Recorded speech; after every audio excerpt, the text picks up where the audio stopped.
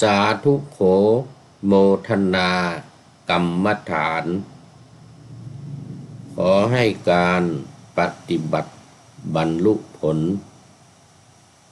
ถึงฝั่งพระนิพพานในบัดดลให้หลุดพ้นจากทุกภพสุขงามธิดาของพราหมณ์นั้น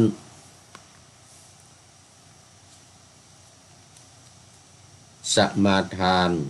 ศีลแล้วถามอุบาสกว่ากรรมที่ควรทำยิ่งกว่ามีอีกไหมอุบาสกนั้นยกจิตเข้าใจดีรู้ว่านางคนนี้มีอุปนิสัยเคยปฏิบัติมาในการก่อนใกล้ได้เสวยบอกกรรมมัดฐานเลยคืออาการในร่างกายทั้ง32อย่างให้แก่นางเพื่อจางคลายความรักในร่างกายก่อนแล้วให้สลดใจด้วยธรรมกถาว่าด้วยไตรลักษณ์อันไม่เที่ยงเป็นต้นแล้วได้บอกแนวทางการเจริญวิปัสสนาให้ไปปฏิบัติเพลินธิดาพราหมณ์เจริญแล้วบรรลุโสดาบันขอถวายความนอบน้อมแด่พระรัตนตรัยมีพระพุทธเจ้าเป็นต้นขอถวายความเคารพพระมหาเถระพระเถรานุเถระเจ้าคณะพระสังฆาธิการทั่วโลกมีพระเดชพระคุณพระธรรมเสนาบดีรองเจ้าคณะภาค7วัดพระธาตุดอยสุเทพเป็นต้นและขออำนวยพรแด่ท่านผู้ฟังท่านผู้ชมสาธุชนพุทธบริษัททั้งหลายวันนี้รายการนาวาวังทองของวัดพระธาตุดอยสุเทพอันมีพระเดชพระคุณหลวงพ่อพระธรรมเสนาบดีเป็นประธานออกอากาศทางสถานีวิทยุพระพุทธศาสนาแห่งชาติและจริยธรรมวัดพระธาตุดอยสุเทพมีพ่อครูวันลบนามวงพรหมเป็นผู้อำนวยการอาจารย์พระมหาประสิทธิ์ประสาธิโกเป็นหัวหน้าสถานีและอาตมาภาพพระครูปริยัติยานุศาสตร์เป็นผู้บรรยายเป็นประจำเวลา7 นาฬิกาถึง7 นาฬิกา 30 นาทีถึง 8 นาฬิกาวันศุกร์เสาร์และอาทิตย์และเวลา 13 ถึง 14 นาฬิกาวันศุกร์และวันเสาร์3 วันแต่5 เวลาถ้าวันศุกร์กับวันเสาร์นั้นมีพิเศษบ่ายโมงถึงบ่าย2 โมง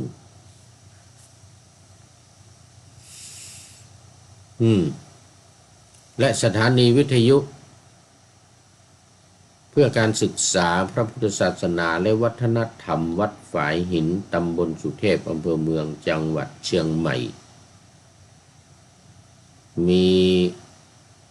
พระครูสมุวิสุวัตวรกิจโจเป็นผู้อำนวยการ อกอากาศ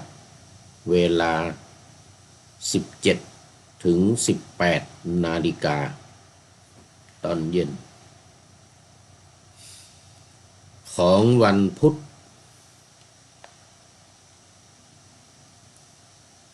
เวลา 14 ถึง 15 นาฬิกาของวันศุกร์และวันเสาร์และเวลา 15 ถึง 16 นาฬิกาของวันอาทิตย์4 วัน 4 เวลาละ1 ชั่วโมงสำหรับวันนี้ก็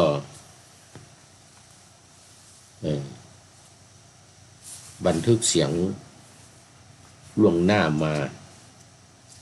จากวัดพระธาตุดอยสุเทพ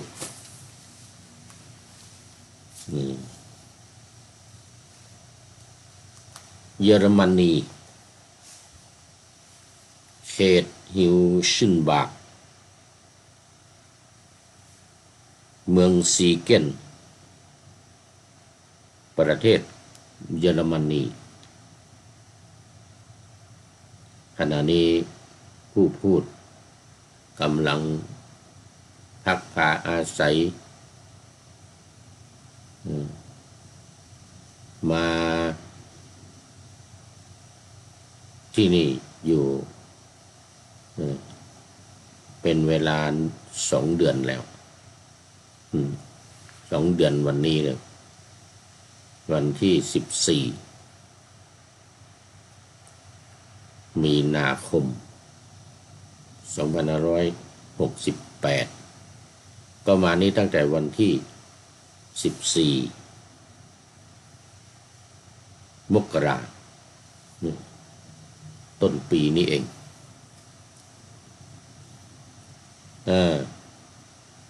ตอนนี้อุณหภูมิ2 องศามีเมฆมากแล้วคืนนี้ต่ำสุดก็จะลงไปถึง4 องศา-4นะ-4 องศาก็ตอนกลางวันผ่านมาแล้วสูงสุด6 องศาตอนนี้ก็6 โมงเย็น6 โมง 41 นาทีเดี๋ยวไปกลางคืนก็หนาวน่าดู-4 องศา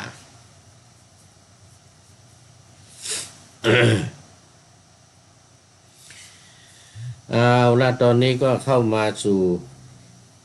เนื้อหาสาระของธรรมะกันเลย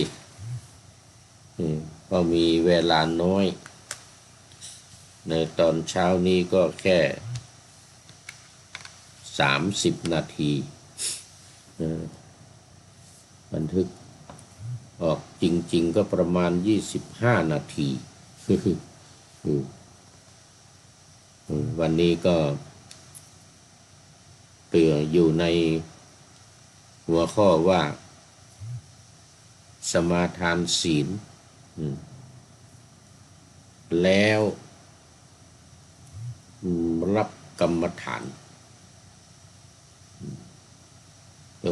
ลวดรับกรรมฐานเป็นหัวข้อที่มาในหนังสือหลักการชาวพุทธหน้า113ของสำนักพระราชวังในโครงการปูทางสู่ธรรมนาวาวังธรรมนาวาของสำนักศึกษาธรรมโดยธรรมนาวาแล้วพอมาเป็นโครงการของสำนักพระราชวังก็เพิ่มคำว่าวังเข้าไปก็เป็นธรรมนาวาวังพอมาเป็นชื่อรายการทางสถานีวิทยุนี่ก็เพิ่มเข้ามาอีก อง นาวาวังทองตัดธรรมะข้างหน้าออกไปเหลือแต่นาวาวังทอง นี่เป็นรายการที่ใหม่แปลกแหวกแนวหน่อยที่ว่าใหม่แปลกแหวกแนวนี้ก็คือแนวทางในการปฏิบัติศีลธรรมกรรมฐานในการปฏิบัติธรรมจากสำนักศึกษาธรรมของ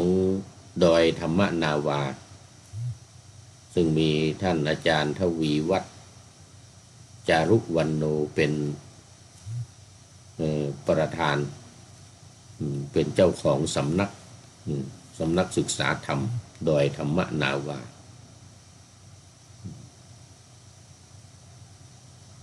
ที่จังหวัดเชียงราย ที่ว่าไม่แปลกแหวกแนวนี้ก็คือแนวทางในการปฏิบัติเป็นการปฏิบัติที่เน้นไปในเรื่อง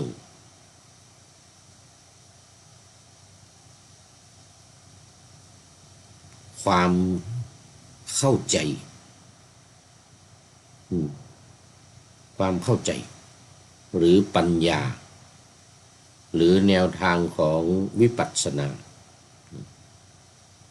มุ่งในการที่จะให้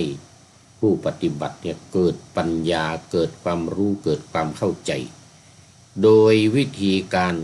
ท่องให้จำนี่เรียกว่าท่องให้จำทำให้เข้าใจนี่เอาสองอย่างเนี่ยท่องให้จำทำให้เข้าใจ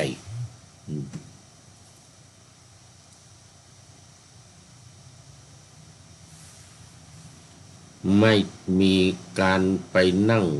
หลับตาภาวนาพุทโธพุทธาสัมมาอรหังอะไรไม่มีไม่เอา โอ้ขอต้อนรับคุณโยมหมิวอินทนูไฟโอ้สาธุสาธุนานแล้วนี่ไม่ได้เจอกันคุณโยมหมิวอินทนูไฟอยู่ไอร์แลนด์เหนือนี่ประเทศอังกฤษไอร์แลนด์เหนืออยู่ในการปกครองของประเทศอังกฤษโอ้สบายดีเนาะโยมหมิว สาธุสาธุเมื่อไรจะมาเยี่ยมหลวงพ่อที่เยอรมันเยอรมนีที่หรือที่เอสโตเนียตอนแรกมาอยู่ที่เอสโตเนียแล้วตอนนี้ก็ลี้ภัยหนาวมา ลี้ภัยหนาวมาอยู่ที่เยอรมันสบายดีเจ้าค่ะอ๋อสาธุสาธุ คุณโยมหมิวก็มาที่วัดพุทธมหาธาตุมาวัดพุทธมหาธาตุมาทำบุญสุนทานเป็นประจำไอร์แลนด์ใต้ประเทศไอร์แลนด์ใต้สาธารณรัฐไอร์แลนด์ที่ไอร์แลนด์ใต้วัดพุทธมหาธาตุที่ท่านอาจารย์พระมหาเนี่ยลืมชื่อไปนี่หนูจะไปเยอรมันวันที่24เมษายนนี้ค่ะโอ้สาธุสาธุสาธุมาเยี่ยมหลวงพ่อเด้อวัดตุออดวัดพุทธปิยวรารามพุทธปิยวรารามอยู่เมืองลืมไปแล้วเอาสบวกหรือเปล่าเดี๋ยวจำหรือทางเบอร์ลินเดินทางเบอร์ลินวัดหลวงพ่อนี่อยู่ที่เค ฮินส์เบิร์กเดี๋ยวอันนี้อะไรเนี่ยฮินส์เบิร์กฮินส์บักเนี่ยที่ฮินส์บักเนี่ยเมืองซีเกนนะเมืองซีเกนใกล้ๆกับแฟรงก์เฟิร์ตเนี่ยใกล้แฟรงก์เฟิร์ตเดี๋ยวนึกไม่ออกวัดพุทธปิยวรารามนี่นะน่าจะอยู่เอาสบวกนะทางบาวาเรียเออเออเอออาจารย์ออดวัดตุออดเหมือนกันนะเออวัดตุออดโอ้ดีมาก24 เมษานี่นะหลวงพ่อยังอยู่อาจารย์ยังอยู่มาเลยเออหลวงพ่อยังอยู่ ยุ้ยจะอยู่ไปเรื่อยๆถึงเข้าพรรษาเพราะว่าต้องรอหลวงพ่อส่งพระธรรมทูตส่งเจ้าอาวาสรูปใหม่มาตอนนี้ยังไม่มีเจ้าอาวาสเนี่ยที่วัดเนี่ยที่วัดมหาวัดพระธาตุดอยสุเทพตอนนี้ยังเป็นสุญญากาศไม่มีเจ้าอาวาสหลวงพ่อก็มาเฝ้าไปก่อนมาเฝ้าดูแล2 คนกับท่านพระครูวิมลรัตนวัฒน์จากวัดพวกช้างอำเภอเมืองเชียงใหม่โอ้ดีมากดีใจอย่าลืมมาเยี่ยมหลวงพ่อเด้อมาเยี่ยมที่วัดพระธาตุดอยสุเทพเยอรมนีเขตฮิลเชนบาร์กเมืองซีเกนเนี่ยโยมแม่กับน้องๆสบายดีนะมากันคงมากันหลายคนนะทั้งพาน้องๆมาด้วยเด้อโยมแม่มาด้วยโอ้ดีเอาละมาเนื้อหาสาระปานาธรรมาสไว้วันนี้รับศีลแล้วเรียนกรรมฐานเลยนี่นะในหัวข้อนี้เมื่อกี้พูดถึงเรื่องของการปฏิบัติของสำนักโครงการ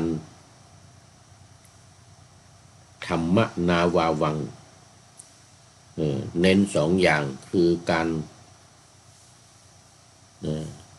ท่องจำและทำความเข้าใจท่องจำและทำความเข้าใจใน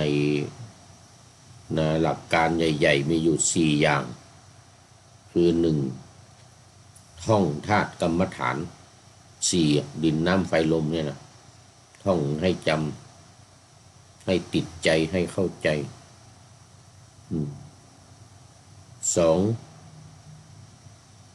ท่องขันธ์ 5ท่องขันธ์ 5ให้จำรูปเวทนาสัญญาสังขารวิญญาณนี่นะ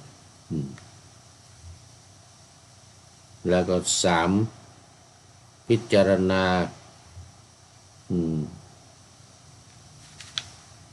ขันธ์เดี๋ยวความเกิดความดับของขันธ์ 5เนี่ยความเกิดความดับของขันธ์ 5 4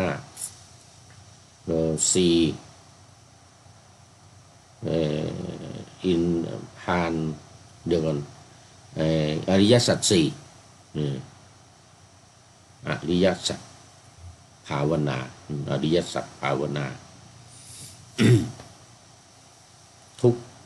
สมุทัยนิโรธมรรคทุกข์สมุทัยนิโรธมรรค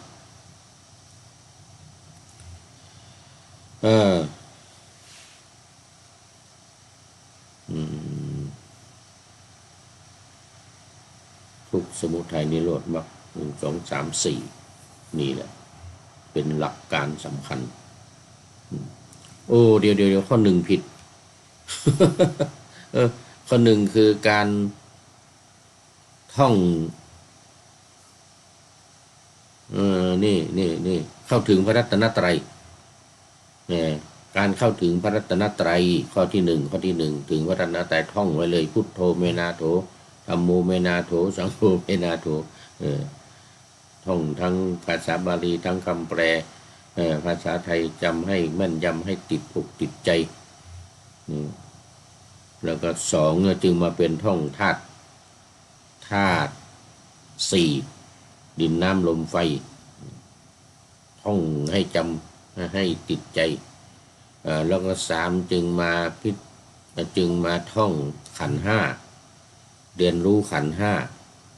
ข้อที่สี่เนี่ยพิจารณาความเกิดความดับของขันธ์ห้าเนี่ยผ่าน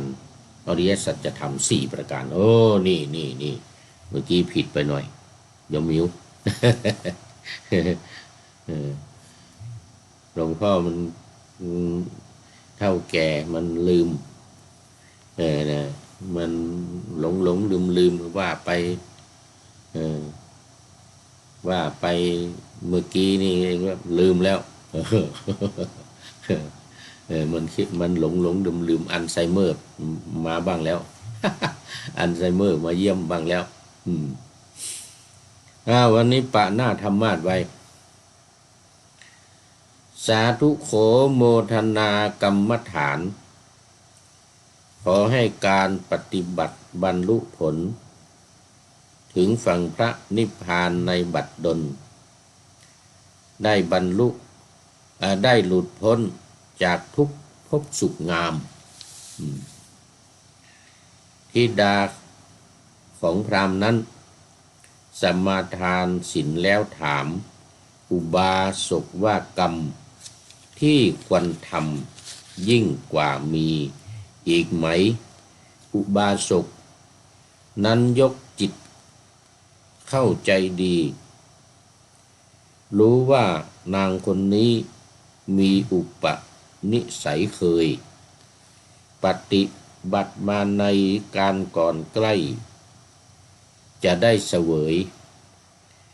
บอกกรรมมัดฐานเลยคืออาการในร่างกายทั้ง32อย่างให้แก่นางเพื่อจางคลายความรักในร่างกายก่อนแล้วให้สลดใจด้วยธรรมกถาว่าด้วยไตรลักษณ์อันไม่เที่ยงเป็นต้นแล้วได้บอกแนวทางการเจริญวิปัสสนาให้ไปปฏิบัติเพลินธิดาพราหมณ์เจริญแล้วบรรลุโสดาบันเจริญบรรลุโสดาบันเลยเนี่ยธิดาของพราหมณ์คนหนึ่งนี่นะนี่ธิดาของพราหมณ์คนหนึ่งนี่ก็พอรับพระรัตนตรัยนะรับสนพระรัตนตรัยสนนาคมคือที่พึ่งสามอย่างที่พึ่งสามอย่างก็คือพระพุทธพระธรรมพระสงฆ์พุทโธเมนาโถธัมโมเมนาโถสังโฆเมนาโถพระพุทธเจ้าพระธรรมพระสงฆ์เป็นที่พึ่งอันประเสริฐของข้าพเจ้ารับสนนาคมเรียบร้อยแล้วก็สมาทานศีลห้าศีลห้าหรือศีลแปดก็ไม่รู้นะนี่รับจากอุบาสก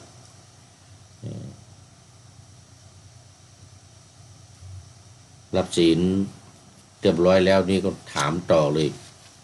ถามอุบาสกว่า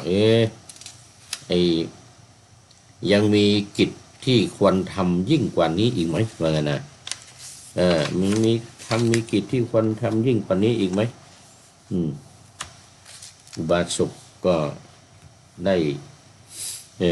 อุบาสกนี่ก็เข้าใจมีความเข้าใจว่านางนี่คงได้ปฏิบัติมาแล้วในการก่อน ปฏิบัติมาพอสมควรคงจะมีบารมีมีบุญญาบารมีที่จะได้บรรลุธรรมเหมือนนะอย่างน้อยๆก็น่าจะได้โสดาบันอะไรเนี่ยนะแต่จึงบอกอาการ32ให้ก่อนอาการ32นี่ก็มีผมเป็นต้นนะผมขนเล็บฟันหนังเนื้อเอ็นกระดูกเยื่อในกระดูกม้ามหัวใจตับพังผืดไตปอด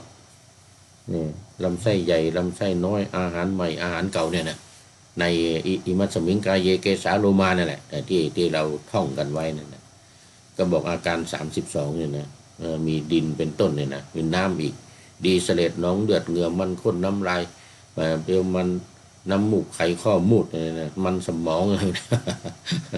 บอก32อาการ32นี่ให้เพื่อที่จะให้มีความดับหรือคลายจางคลายกับความรักต่อร่างกายของเรานี่นะไม่ให้รักเพราะว่าผมขนเล็บฟันหนังเนี่ยเป็นกรรมฐานเบื้องต้นกรรมฐานที่ให้ดูร่างกายว่าเป็นสิ่งที่ไม่สะอาดสกปรกเน่าเหม็นเนี่ยทั้งผมทั้งขนทั้งฟันทั้งเหงือกเนี่ยเราเนี่ยมันมีแต่ขี้ทั้งนั้นเลยนะให้มันให้เบื่อหน่ายในร่างกายนี้แล้วเสร็จแล้วก็บอกแนวทางบอกแนวทางตัวเดียวก่อนธรรมกถาก่อนธรรมกถาเรื่องไตรลักษณ์โอ้ร่างกายเนี่ยมันเป็นอนิจจังมันไม่เที่ยงทุกขังเป็นทุกข์อนัตตาไม่ใช่ตัวตนอะไรอย่างนี้นะเสร็จแล้วก็ให้เจริญวิปัสสนา73ข้อมีขันธ์5เป็นต้นปฏิจจสมุปบาทเป็นที่สุด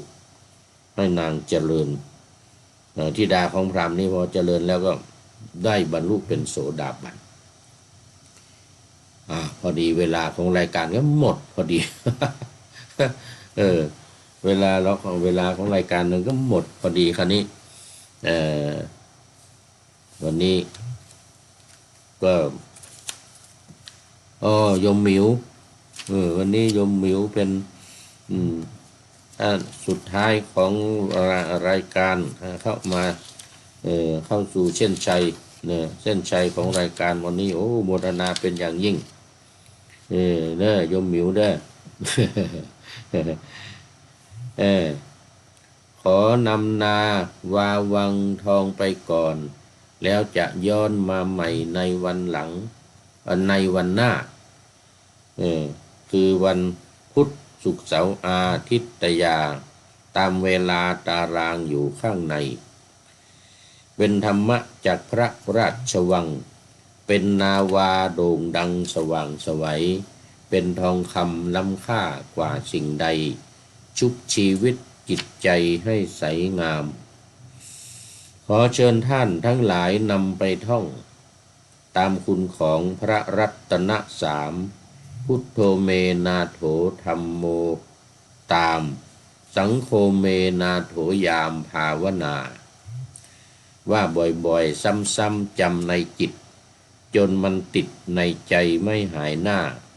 นอนนั่งยืนเดินจำทุกเวลาตั้งแต่ตื่นขึ้นมาถึงหลับไปขอทุกท่านได้ผลจากปฏิบัติได้กำจัดความทุกข์พบสุขใสพลันปลอดโปร่งโล่งสบายทั้งกายใจอยู่ที่ใดใจสงบพบนิพพานขอเจริญพร